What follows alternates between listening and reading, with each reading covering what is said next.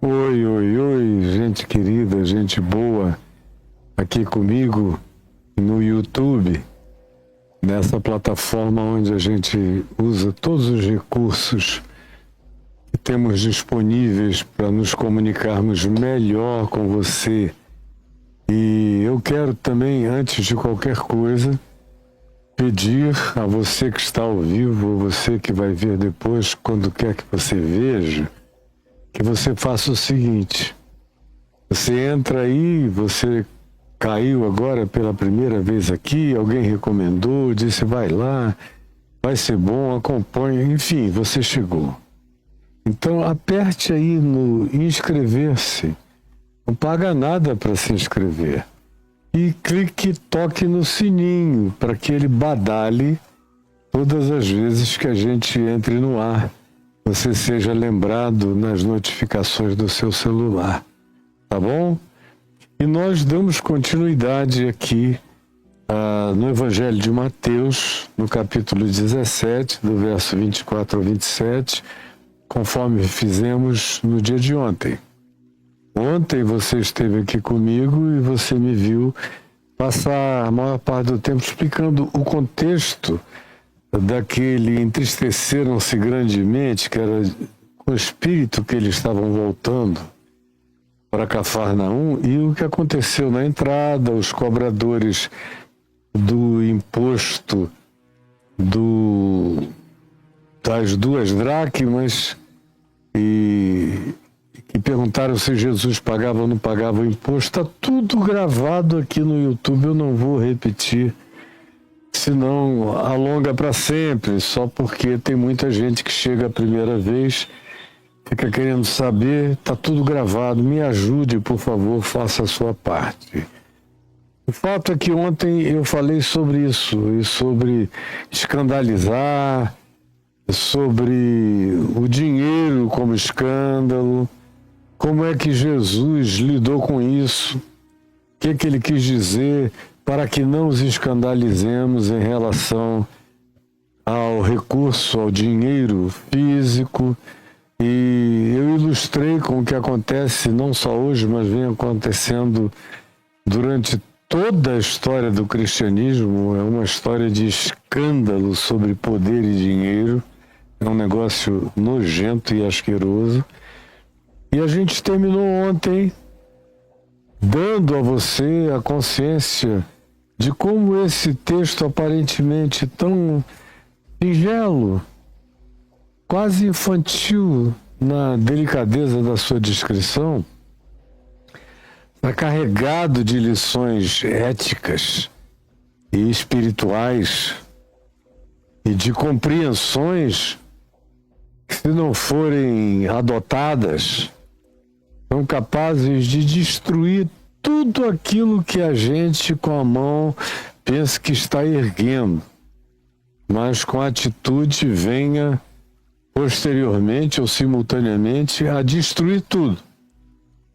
E isso está aí, disponível para quem chegou agora.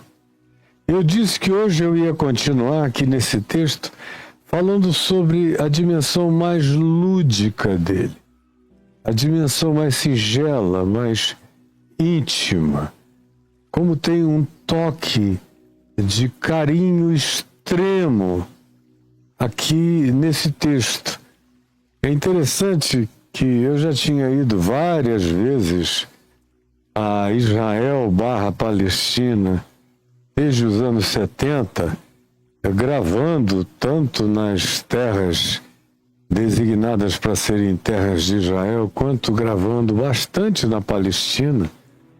Eu sempre gostei muito das áreas bíblicas que estão dentro do território palestino, como, por exemplo, toda a Samaria, a região palestina, como onde esteve o primeiro tabernáculo de Israel na terra de Canaã, em Shiló, onde Samuel viveu, Eli viveu, os filhos de Eli, enfim, onde eles perderam a Arca da Aliança a primeira vez, que foi roubada, quando eles tiveram uma derrota flagrosa, e tantos outros lugares como o Monte Gerizim, com a sua arqueologia, com os seus altares dos tempos de Josué. Eu adoro as pedras daquela região toda central e que está dentro do território designado pela ONU para ser a Palestina contemporânea, o que nunca aconteceu. Ao contrário, os colonos judeus foram sempre crescendo, tomando, se expandindo, e depois quem pega de volta? Ninguém, não é? Mas eu, até a última vez em Israel, que foi antes do Hamas iniciar aquilo que deflagrou esse processo, que se ampliou da parte do Netanyahu e gerou esse genocídio demoníaco, é um verdadeiro holocausto. A palavra é essa. Os judeus achavam que essa é uma palavra que tinha propriedade semântica exclusiva deles e do sofrimento horrendo que eles sofreram nas mãos dos nazistas na Segunda Guerra Mundial e nos campos de concentração. Mas conseguiram. Eles conseguiram, tendo vindo de um holocausto, esquecerem-se do mandamento de Moisés, eles que são totalmente de Moisés e discípulos do Deuteronômio e do Êxodo, do Levítico, onde várias vezes se repete: não te esqueças que tu foste estrangeiro, não te esqueças que tu foste escravo, não te esqueças do que tu sofreste na mão dos outros, para que tu aprendas a tratar o estrangeiro diferente no teu meio e não o massacres como te massacraram. Nem a Moisés eles servem para obedecer, porque chegaram, estão praticando um genocídio que não tem tamanho, e como o poder deles se tornou um dos maiores da Terra, do ponto de vista nuclear, então, se eles quiserem, eles apertam um botão e abre-se um buraco onde era Gaza, acabam como um judeu amigo meu que era muito legalista, do Netanyahu, e eu disse a ele: olha, eu não volto mais aí. Ele é meu amigo desde 84, 85. Eu não volto mais aí enquanto o Netanyahu estiver como esse Manassés contemporâneo no poder, como esse Herodes maligno. Eu não volto. É nojento demais, é insuportável. Aí ele falou, e eu falei: eu espero que ele não se atreva a ir para o Líbano, nem para outros lugares, nem expandir nesse expansionismo demoníaco que ele pratica, estimulado pelos fanáticos sionistas religiosos. E aí ele disse: mas mesmo que ele vá para o Líbano enfrentar o Hezbollah, ou até o Líbano inteiro, ou se quiser o Irã também, não tem problema. Hoje a gente só vai para a guerra de chão se quiser.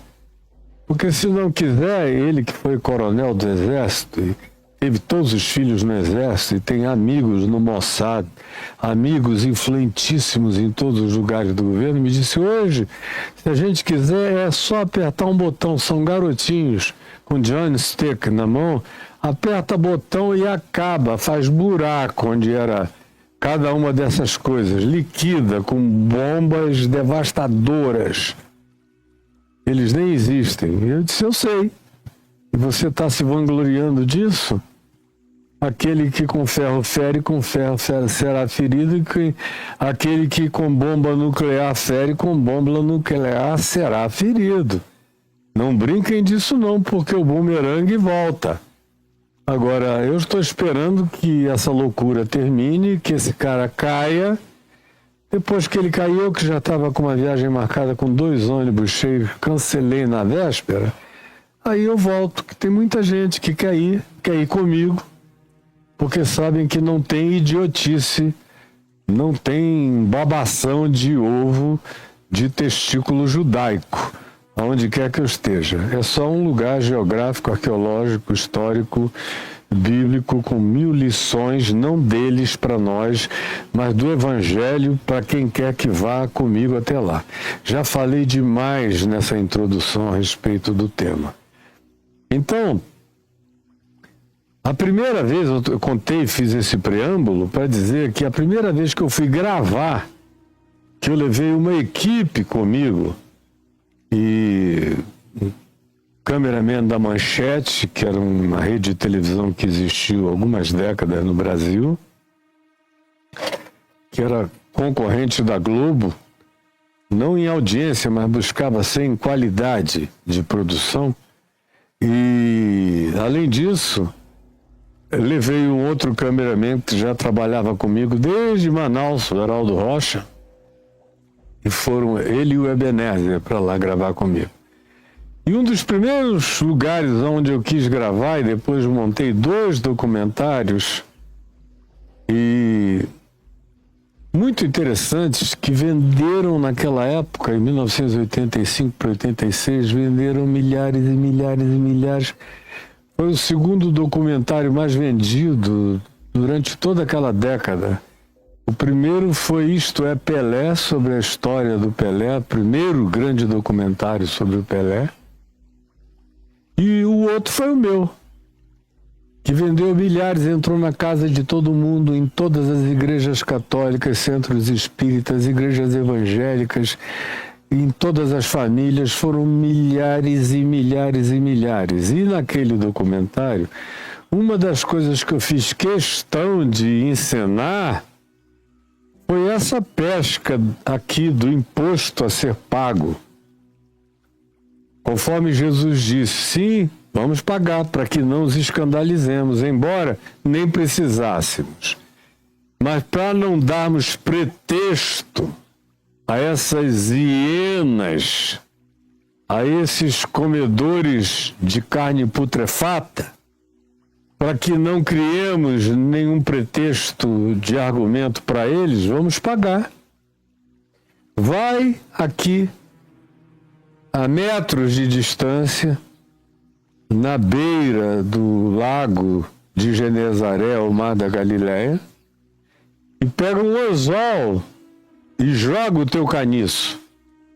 E o primeiro peixe que pegar, e eu disse ontem, ali é um dos lugares mais piscosos que eu conheço.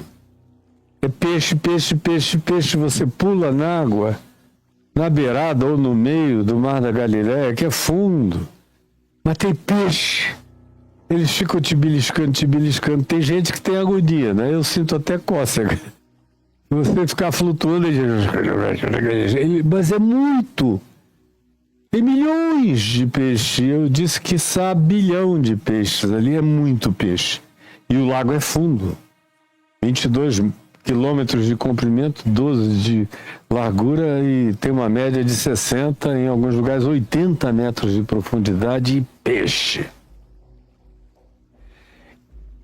Então, Jesus diz, tem um peixinho aí no meio desse bilhão de peixes, ou milhões de peixes, que é o incumbente, que vai trazer solução para o problema do nosso imposto. É um peixinho que vai nos dar o recurso para pagar o imposto. Vai lá e pesca. E aí Jesus disse, antes de Pedro ir pescar, e o primeiro peixe, não é o segundo, não é o terceiro, não fica abrindo e vê se qual deles é. O primeiro peixe que fisgar, tu tiras, abre-lhe a boca e tu vais encontrar lá dentro da boca desse peixe um patacão de um estáter, que era equivalente a 4 dracmas. O imposto de um indivíduo era 2 dracmas. Pedro disse, você vai encontrar na boca do peixe entalado, dentre os milhões de peixes, eu conheço eles todinhos aí. Ele já tinha provado que conhecia. Eu não vou aqui contar as histórias desse conhecimento de Jesus com os peixes do Mar da Galileia, porque é uma das coisas que acontece pelo menos 3 vezes na leitura dos evangelhos, essa demonstração. E o primeiro peixe que fisgar, tu tiras, abre a boca, que tu vais encontrar nessa boquinha um estáter que vale o equivalente a 4 dracmas. Então vai, pega. Eles estão perguntando se eu pago. Vai e paga por mim e paga por ti. Por mim e por ti. E Pedro foi, jogou o anzol. Primeiro peixe que pegou, atravessado, entalado, tadinho, aqui, com aqueles estáter grande, pesado na boca. E Pedro o puxou. E quando puxou, abriu-lhe a boca. E lá estava aquela coisa alienígena, aquele corpo estranho. Pedro puxa. Era o estáter que pagava 2 impostos. Pedro, então, quase que, obviamente, joga o peixe de volta na água para ele continuar desentaladamente o seu caminho. Para ele se desentalar. E deve ter acontecido que caiu um estáter dentro da água, alguém perdeu, e o peixe viu aquela coisa brilhante. Ele devia ser um peixe médio, boca larga. A maioria dos peixes ali do lago de Genezaré, o Mar da Galileia, o Mar de Tiberíades, tudo é nome para a mesma poça. E o engoliu, porque a maioria deles são, como eu disse, tilápias, que têm bocas largas. Abriu e... ficou lá o pobre do peixe. Se continuasse mais tempo, ia morrer, entalado. Aí Jesus, enquanto isso, dá essa instrução. Pedro joga e ele vai, quase que se oferece para a morte, para ter alívio. E pega o anzol quase que suicidamente o peixe. Eu não aguento mais esse entalamento. O peixe é tirado, Pedro o liberta, o devolve à água, volta para Jesus, olha aqui. Jesus diz, pois é, vai, paga por mim 2 dracmas e paga por ti 2 dracmas, porque aqui tem o valor de 4 dracmas, um estáter, que vale muito mais. E o peixe foi embora no seu caminho. E eu ontem, depois de ter falado do aspecto principal aqui, que eram os impostos, falei 1h15 sobre isso, disse que ficaria para hoje conversarmos sobre a relação de intimidade. Por isso é que o tema que que tem aí, e hoje é parte 2, porque eu esperei que no dia de ontem eu conseguisse falar tudo, mas não consegui. Eu fiquei tanto tempo na questão dos impostos e dos escândalos que eu não consegui chegar nesse final que eu deixei para hoje. E foi bom ter deixado para hoje, porque ele carrega uma profunda intimidade. É a ilustração mais chocante de Jesus com a individualidade das criaturas. Você fica vendo, e hoje em dia a gente tem um privilégio que nenhuma geração antes da nossa nem sonhou em ter, da gente ter esses observadores e com câmeras da qualidade mais maravilhosa do mundo, que vão até a mais profunda parte dos oceanos, vão até a Fossa das Marianas, entram em toda e qualquer gruta, penetram em lugares impenetráveis e a gente fica tendo a visão linda, em alguns casos até em 3D, do que era inalcançável aos nossos sentidos, daquilo que todos os que nos precederam andando sobre a face da terra jamais viram. E é a sensação que eu tenho, eu não sei você, mas eu adoro esses documentários que me levam para as regiões abissais, assim como eu gosto do espaço sideral, eu gosto das regiões abissais dos mares.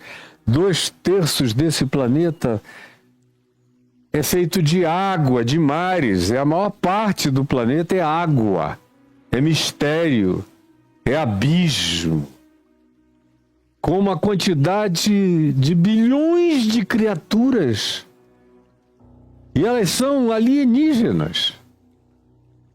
Os nossos sentidos estéticos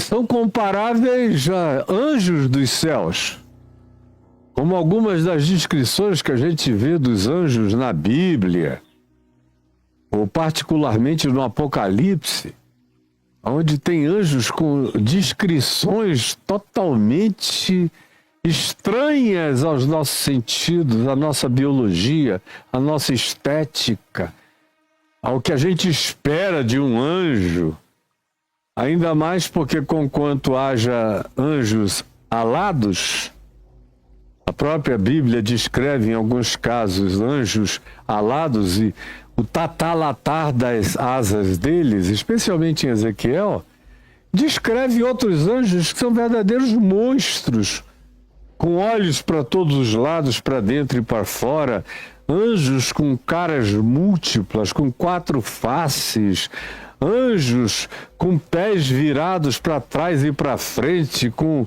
membros diferentes e variados, alguns parecem até divindades hindus, todos eles parecem com algumas divindades dos povos, alguns desses entes apenas os descritos na Bíblia.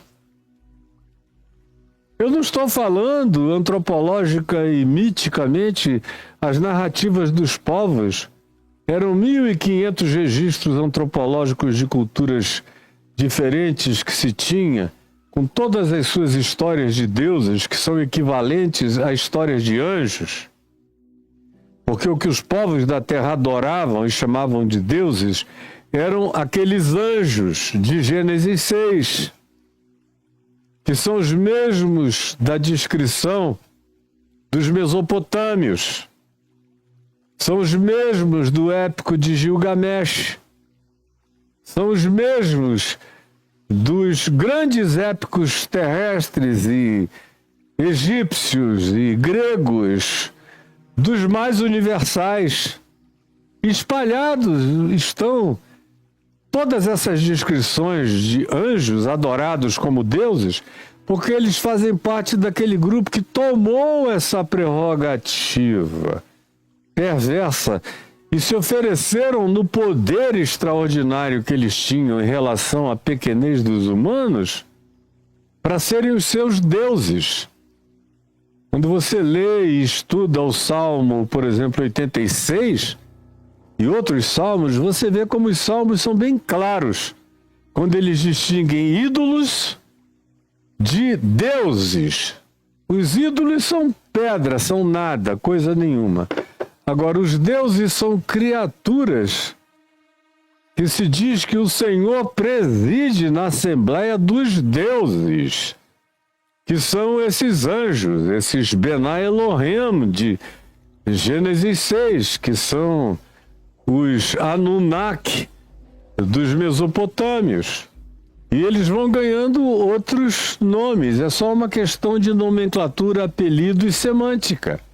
Mas são as mesmas criaturas, seres que romperam o pacto de submissão amorosa a Deus e decidiram que eles próprios, como satanases, a seu tempo e a seu modo, queriam ser adorados e dominar toda a espécie humana. E foi essa a razão pela qual veio o dilúvio. Pois bem, eu dizia, se você vai no coração dos abismos, dos mares, você encontra os seres que você nunca imaginou, com as fisionomias mais loucas. E foi isso que me remeteu para os anjos quando eu disse, parecem aqueles anjos bíblicos, seres totalmente indesignáveis do ponto de vista da constituição, da morfologia deles. E eu amo ver aquelas criaturas luminescentes, lindas, com toda sorte de glória sobre elas. E elas existiram bilhões de anos no coração dos mares para ninguém ver. Só Jesus. Claro que anjos visitam a profundeza de todas as coisas. E aquele que os criou os conhece pelo nome. Mas dentre nós humanos só havia um que sabia o mistério de todas as existências, em quem habita todos os tesouros da sabedoria, da ciência, das existências e do conhecimento, conforme diz Paulo. E ele sabia que tinha aquele peixinho entalado. Isso deveria ser uma coisa a trazer para nós um sentimento de sublimidade maravilhoso, de fazer-nos olhar para os céus e com toda certeza, pureza e simplicidade de coração, dizermos obrigado, Jesus, porque tu que conheces dentre os milhares e milhares de peixinhos do mar da Galileia, um que estava entalado com uma riqueza, um tesouro que seria útil nas tuas mãos, um tesouro que seria útil nas tuas mãos, tu também me conheces. E sabes o que acontece comigo. Sabes a minha intimidade. Assim como tu conheces todas as criaturas que estão no mais profundo da terra, ou no mais profundo dos mares, ou no mais elevado espaço sideral, ou nas dimensões múltiplas e paralelas, onde tem criaturas de todo tipo de energia e de constituição. Não são vidas biológicas, são vidas que transcendem a biologia básica do planeta Terra. E tu os chamas todos pelos nomes. Como diz o profeta Isaías, ele chama essas bilhões, trilhões, quaquilhões de estrelas pelo nome. E nenhuma delas vem a faltar, todas elas têm nome para ele. E não é B-349, não, é um nomezinho, é uma pessoalidade.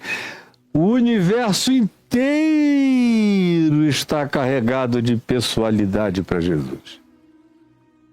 Não só nós, os humanos, mas tudo que existe. Tô aqui, olha, no meu jardim, para cada lugar onde você der uma enxadada, vão aparecer minhocas. Porque depois de estar aqui há 20 anos, botando adubo na área inteira e renovando, fazendo humus crescer, esse é um terreno que se tornou de uma fertilidade absurda. Tudo que eu planto aqui pega, não tem nada que murche. E cada vez a terra está mais bonita. E são minhocas, é humus. E ele conhece tudo pelo seu nome. Como aquele peixinho entalado com estáter. E você está aí. Por isso eu disse que fazia questão de deixar essa parte da narrativa para hoje. Porque esse peixe fala contigo, fala comigo. Fala com todos os seres em estado de abandono. Com todos aqueles que não são reconhecidos por pai, por mãe, por irmãos, por familiares, que são invisibilizados diante do mundo, ou que não são aceitos nem por si próprios. Quando você fala do amor de Deus, do carinho de Deus, do cuidado de Deus, do desejo de intimidade consciente que Deus quer de você, que você tenha essa consciência sobre Ele, porque a consciência dele sobre você é absoluta. O peixinho não sabia de Jesus, mas Jesus conhecia as angústias do peixinho. Entalado, sabe lá há quanto tempo? Toma providências a respeito para resolver dois problemas. Um, que tinha a ver com aquela corja de cobradores, e um outro que tinha a ver com alívio de uma criaturinha entalada, com aquilo que ela não fora feita para internalizar e que entrou como um monstro alienígena no interior dela e nem entrava nem saía. É um entalamento horroroso, como tem uma quantidade enorme de pessoas aqui comigo entaladas, completamente entaladas. Eu sei que você está. Agora, a lição, me desculpem, ontem eu falei sobre o texto, o contexto, a história, tudo mais. Agora, tem lição. E não é nenhuma forçação de barra. O peixe existe. O estáter foi tirado da boca dele. Jesus disse o primeiro, no meio de bilhões. Pega, tira, paga, bota na água. Então a dedução é muito simples, você não precisa fazer exegese, nem ser um grande hermeneuta para saber desse conhecimento pervasivo, total, inclusivo. Aquele peixe estava sofrendo no Cristo eterno. E Jesus, que é a manifestação visível do Cristo eterno, sabe disso. Assim como sabe de você. Sabe do seu entalamento. Sabe do que você botou para dentro e não entra, nem sai, nem digere e nem vomita. E ficou atravessado dentro de você. Essa coisa horrenda que atravessa você e você diz: quem é que vai me tirar daqui? Quem é que vai me salvar dessa coisa que me atravessou?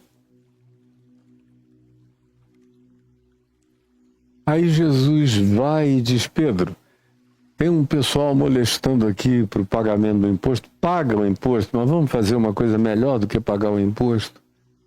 Mais importante do que pagar o imposto, dar o dízimo do templo, é salvar um único peixinho entalado.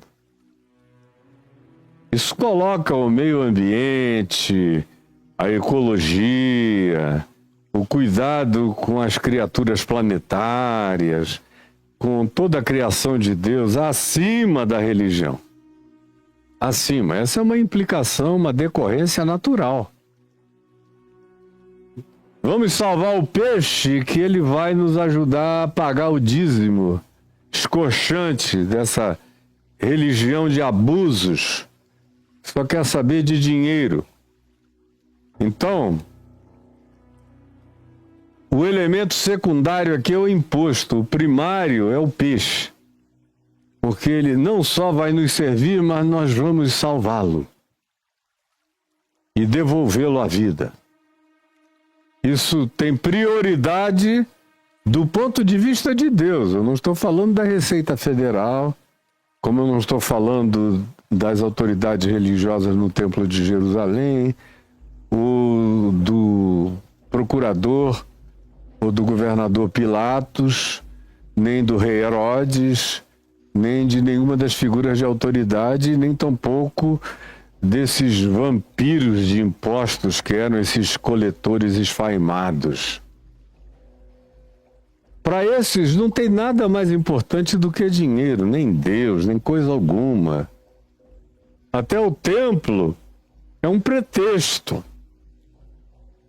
O que importa é dinheiro. Se eles pudessem ter, em nome de nada, a mesma grana que eles arrecadavam, eles prefeririam arrecadar a grana toda sem precisar prestar aquele serviço para justificar o escochamento posterior. A expropriação dos dízimos, tributos e impostos. Isso aí é coisa dos homens. E Jesus diz, para a gente não nos escandalizar, vamos pagar. Mas nem precisa. Agora, libertar o peixinho é necessário. Desentalar a criação é prioridade. Preservar um e devolvê-lo vivo é absolutamente primordial. Agora, imagina preservar todos. Salvar a criação inteira. De modo que nesse texto existe uma manifestação de um mandamento implícito de Jesus com relação à salvação da criação, que, como diz o apóstolo Paulo em Romanos, no capítulo 8, geme. Como representante dela, diminuto, gemia entalado com aquele estáter. Paulo olha para toda a criação e vê a criação gemendo. Porque está tudo conectado, como diz o profeta Oséias, no capítulo 4, de 1 a 6. Ele enuncia um princípio há 2.500, 2.600 anos atrás, um princípio que a ciência contemporânea está começando a descobrir agora. Ou seja, de que não tem nada que não fale com a outra coisa, tudo tem interface com tudo no planeta Terra. Não tem nada desconexo, não tem absolutamente nada que não se comunique com outras coisas. E Paulo fala de maneira, para muitos, apenas poética, quando diz que a natureza geme, mas ele está falando o que ele está falando. Ele não diz os animais gemem, ele diz a natureza. A criação geme. E esse peixinho aqui é um representante minúsculo que dá uma superlatividade grandiosa para o significado de que toda a natureza geme por muitas razões, pela mera existência humana, o que a gente vibra. As nossas frequências de ódio, de maldade, isso quem diz é o profeta Oséias. Deus falando pelo profeta Oséias. As mortes que vocês fazem, os homicídios, os sequestros, os arrombamentos, as guerras, as traições, as vibrações do ódio, da cobiça, do domínio de vocês no planeta, faz até os peixes do mar morrerem, diz lá. Faz os pássaros sofrerem. Faz a vegetação no campo fazer comunicação de negatividade pela presença de vocês. Vocês botam o pé no chão, vocês são transmissores de perigo onde quer que vocês cheguem. E quem diz isso é a Bíblia, tanto no Velho quanto no Novo Testamento, e não diz apenas no profeta Oséias, diz em Isaías, diz em Jeremias, diz em Ezequiel, diz nos Salmos, tanto quanto diz no Novo Testamento. Então, meu Deus, não tem nada mais moderno, pós-moderno, avançado do que essas revelações da Escritura para quem tem sentidos abertos para entender o significado delas nos dias de hoje, o que é infinitamente mais fácil para quem não anda com os olhos fechados e com os ouvidos tapados e com o coração vedado. Ao contrário, para quem olha para os céus e olha para a terra e enxerga e discerne. E aí você que está aí, dizendo, não, ninguém jamais cuida de mim, eu nunca recebi nenhum cuidado, nenhum carinho, ninguém me enxerga, ninguém sabe de mim, eu sou um no meio da multidão. Até lá na igreja que eu frequento, meu Deus, eu passo desapercebido. Ninguém sabe meu nome. Isso é a tua igreja, é o teu pastor. São os crentes por aí, mas aquele que te fez, em quem você foi criado, o Verbo eterno de Deus, em quem todas as coisas foram feitas, em quem todas as coisas são, em quem todas as coisas subsistem, e para Ele são, e nele são, sabe de ti, com muito mais razão do que sabia desse peixinho entalado no meio de bilhão de outros peixes naquele lugar. E eu quero falar é com você, na sua falta de significado, dizendo, o que é que eu tenho para dar a Deus? Quem sou eu para Deus? E, ironicamente, era aquele peixe entalado, solitário, morrendo, mais um pouco de tempo e ele morreria, que vai pagar o imposto de Jesus e de Pedro. Não tem ninguém, por mais sofrido e em sofrimento que esteja, que não tenha algo para derramar nas mãos de Jesus que vai ganhar uma utilidade extraordinária. Você é essa pessoa. Você é essa pessoa. Você é essa pessoa. E em nome de Jesus, neste dia, nesta hora, eu estou aqui para dizer que no meio desses 8 bilhões de seres humanos, você é absolutamente exclusiva para Jesus. Completamente exclusivo para Ele. Tem utilidade para Ele e Ele vai devolver a você a continuidade da sua existência, só que livre. Não mais sob nenhum tipo de opressão. E como eu disse, quando eu fui gravar o meu primeiro documentário, eu fiz questão de encenar essa cena. E desde que eu sou um jovem pregador, com 19 anos de idade, na cidade de Manaus, foi um dos primeiros textos nos quais eu preguei porque ele me enterneceu tanto o coração. Ele entrou tão profundamente em mim, ele me levou a prantos de gratidão solitária na presença de Deus, muitas vezes reconhecendo essa individuação, essa individualidade, essa intimidade, essa significação da minha existência, na presença daquele que me sabe, na presença daquele que é o Altíssimo e que os céus dos céus não podem contê-lo, mas que habita com quebrantado e com contrito de coração e que nos dá uma demonstração inequívoca e peremptória no episódio desse peixinho, a quem ele conhecia particularmente a agonia do seu entalamento. Então, preste atenção. É com você que eu estou falando e é você que está precisando ouvir isso. Eu estou particularmente me dirigindo aos sem valor, aos que são desvalorizados, aos que passaram a nem mais crer que têm em si próprios qualquer significado para viver, e que olham em volta e dizem: que amor de pai, que amor de mãe, que amor de irmãos ou de família, que amor de crente, que amor fraterno, que amor humano, que amor.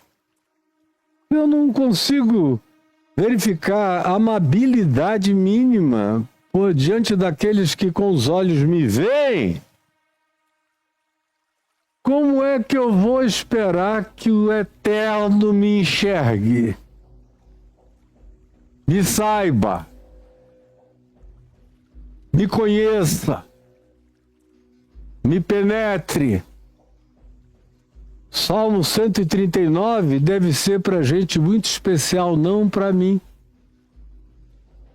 É o Salmo 139 que está se cumprindo aqui na existência do peixinho. Senhor, tu me sondas e me conheces. Tu sabes quando eu me assento e quando me levanto. De longe tu penetras todos os meus pensamentos e conheces todos os meus caminhos, todos os meus entalamentos, toda a minha morte, todo o meu sufocamento, toda a minha falta de sentido. Ele conhece. E Ele te sonda. E Ele te chama pelo nome. E Ele te liberta. É o que eu quero que você carregue no dia de hoje, especialmente quando a gente está se aproximando do Natal. Há uma quantidade enorme de pessoas que passarão o Natal sozinhas, porque não tem nenhuma motivação para ir para a casa de um pai que você entra e ele só sacode a cabeça. Ou de uma mãe que diz: ah, você veio, eu não sabia, meu Deus, não sei se tem comida para todo mundo não. Aí você tem vontade de fazer a volta e ir embora. Aonde os seus próprios irmãos desprezam você por causa de quem você é, da qualidade de peixinho que você é. Peixinho gay, peixinho lésbica, peixinho LGBTQIA+, peixinho de uma outra postura ideológica, peixinho de outra religião, peixinho com outras opiniões, peixinho que não abre mão de quem seja para agradar as demandas do mundo inteiro. E que vive essa solidão miserável, horrorosa, sem saber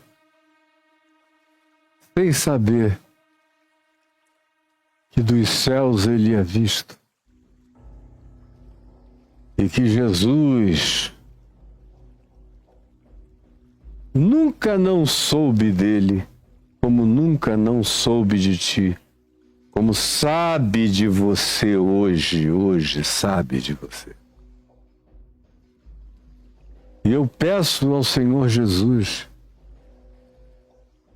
que conhece esse peixinho, que tira recurso daquele que se sabia apenas entalado e morrendo, mas que tem utilidade nas mãos de Deus e tem vida para continuar vivendo. Liberto por uma singela, doce, poética e lúdica intervenção do amor de Deus.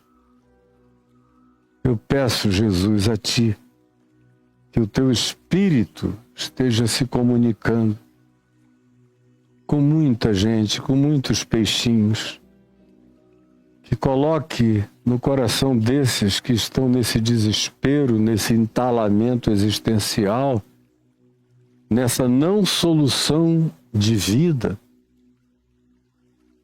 aquela intuição de se deixarem pescar pelo anzol da Tua misericórdia e serem trazidos para serem libertados e devolvidos ao mar da Tua vida, da Tua graça. Como eu já vi acontecer milhares de vezes, falando essa mesma história para gente que creu e tomou posse. Eu te peço que o mesmo aconteça aqui, agora e já, no coração de milhares de pessoas. É o que eu te imploro com todo o meu coração e com toda a minha certeza de que Tu, Senhor, o sabes e de que a Tua intervenção não falta e não falha. Em Teu nome, Jesus. Amém e amém. Eu podia falar bem mais, mas eu fiz questão de ser breve, porque a intenção é essa. É deixar você sozinho com o seu coração, sozinha, aonde quer que você esteja. Sei que você está derramando lágrimas, eu sei que você está doído, e agora, preste atenção aqui em mim, agora, eu também sei que você está aliviada, aliviado. E tiraram uma pataca indigerível de dentro do teu ser aqui. A mão da graça divina te salvou. E você vai voltar à vida com uma liberdade extraordinária. E todo ser que respira louve ao Senhor. Como diz o Salmo 150, inclusive esse peixinho desentalado, é você. Guarde isso no coração. Aproveite esse tempo diferente, singelo, e renove a certeza de que você tem nome, que você é, e que você é naquele que ama você e que te conhece. E não desvie o olhar dessa consciência sob hipótese nenhuma. Ela tira você essa certeza da mais profunda depressão, do pânico, do sentimento de abandono. Cura você das suas orfandades, da sua ideia de desvalor pessoal, da sua autoimagem arrasada, da sua falta de significado ou de contribuição para a vida. Vem Jesus e te pega e diz: você tem utilidade, você me é útil, e eu te amo, eu te conheço, eu sei de ti. Volta para viver a natureza daquilo para o que tu foste criado e que te constitui. Vai, meu amorzinho, para esses milhões e milhões e milhões de outros peixinhos. Guarda a singeleza dessa palavra no seu coração. Não é palavra de criança, é palavra de gente muito adulta e muito grande. É ato de Jesus.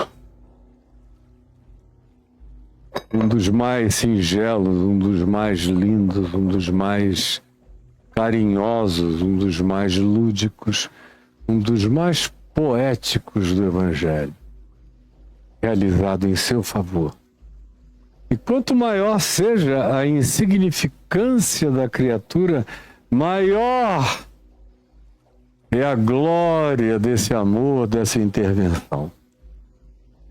Quanto menor você diga que seja, tanto maior é a glória das mãos que te tomam e dizem para mim, você existe.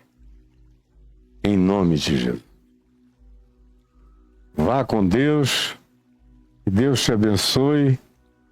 TikTokianos, eu vou tirar vocês do ar, vão para o YouTube, onde as coisas continuam de maneira relevante. Vão para lá, parem com esse preconceito de plataforma, é um negócio adoecedor na cabeça de vocês. Parem com isso, gente, isso é coisa dodói mesmo. Beijos, tchau. Terminei agora, tchau. Eu quero agradecer os 4.000 que passaram por aqui no nosso YouTube. Eu quero só dar uma checada numa coisa aqui, mas eu tenho quase certeza que a minha mulherzinha, ela não conseguiu, ela correu tanto, a gente está preparando esse lugar aqui para o casamento da nossa neta, Helena, então muita coisa aí, ela está correndo para lá e para cá, agora mesmo já saiu, só vai voltar à noitinha, e está muito assoberbada, mas a gente ainda tem a nossa reunião de terça-feira, se Deus quiser. Ou de segunda, mesmo que segunda não seja o dia. Qual é o dia 24, cai que dia? Na outra semana? Quarta. Então a gente tem terça ainda aqui como nosso último dia. Então, na terça-feira eu quero agradecer a todos os que têm nos ajudado e peço agora que você olhe aí, tem um Pix de natureza pessoal, é um CPF, pessoa física, Caio e Adriana, para quem quer ajudar e pede. A gente só botou porque pediram muito. Então tá aí. E cada um sabe o que fazer, quando quer fazer. Mas a minha ênfase é no segundo Pix, que é o do CNPJ, porque é com ele que a gente paga os que trabalham aqui em Brasília comigo. É com ele que a gente conserta o estúdio. Agora mesmo, em 6 refletores novos que foram trazidos para serem postos, para melhorar tudo para todo mundo. Tem equipamento novo chegando, está sendo adquirido. O Edivaldo é quem vem fazendo todas essas coisas para mim desde 1989. Você não era nem nascido. Ele já era fiel ao Evangelho há muitos anos e tem sido fiel para com a minha vida todos esses anos. Meu grande companheiro. E ele vem meio perplexo. Ele disse, olha, estava entrando até um recurso bonitinho para a gente não precisar recorrer a banco, nem empréstimo, nem nada, mas de repente parece que o povo viajou para Marte. Então tá aí o Pix do CNPJ, deposite nesse Pix do CNPJ. Provavelmente seja a forma mais fácil de você ajudar o meu ministério, que é aquilo que vai se desdobrando e chega até você. Só no YouTube, nós recebemos do YouTube parabéns dizendo que coisa linda, vocês alcançaram 10 milhões de pessoas com a mensagem de vocês. A mesma coisa em todas as outras plataformas, no Facebook, no Instagram, no TikTok. São milhões sendo alcançados, e nos aplicativos, nos milhares e milhares de e-mails que tem que ter gente para mandar, para coordenar, para fazer isso tudo. E não sou eu faço o que eu faço, eu faço o que eu faço, eu não consigo fazer tudo. Então, quando você ouvir falar no meu ministério, a gente está falando de todo mundo que trabalha para fazer tudo chegar até você. Colabore. Pix está passando aí por você. Faça isso com bom coração, com generosidade, com graça e com alegria. Porque Deus, o Senhor, ama. Ele ama aquele que faz o que faz em nome dele, ou para ele, com alegria. Faça com alegria. E a devolução de glória e de graça de Deus enchendo o seu coração de uma subjetividade maravilhosamente sublime vai inundar você. Não é barganha, não é troca, mas foi Jesus que disse: e mais bem-aventurado é dar do que receber. E faz 51 anos que eu pratico isto. E eu sei que é incomparavelmente mais feliz e mais bem-aventurado e mais prosperador e mais glorioso.